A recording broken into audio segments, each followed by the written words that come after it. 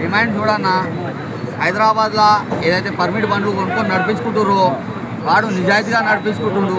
రాత్రి పనుకుంటే వానికి సుఖంగా గుండె మీద చేసుకుని అనుకునేటట్టు ఉండాలన్నా ఈ ప్రభుత్వం ఎట్లాంటి చర్యలు తీసుకుంటుందో ఏదో నాకు తెలియదు. ఇంకోటి మన డిఎస్పీ సార్, ఎస్పీ సార్ వచ్చి ఇందాక ఇప్పుడు 2 రోజుల్లో పరిష్కారం చేస్తామని చెప్పేసి, ఆ పరిష్కారం అనేది జరగకపోతే ఇంతకు మించి తెగిస్తామన్నా. ఇప్పుడు 160 మంది డ్రైవర్లు చచ్చిపోయారు, రేపు 162 అవుతారు, ఆ నుంచి 200 డ్రైవర్లు కూడా అవుతారు.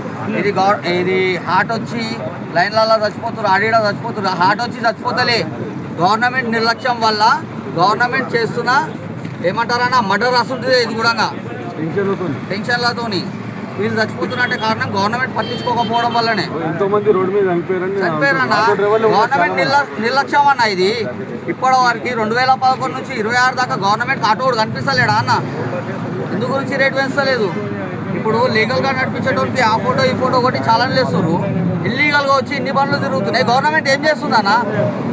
గవర్నమెంట్ ఆటోకు అంటే రంధ్రం లేకుంటే ఛాలెంజ్ చేస్తున్నారు, కానీ ఇవన్నీ కనిపిస్తలే వాళ్ళకి.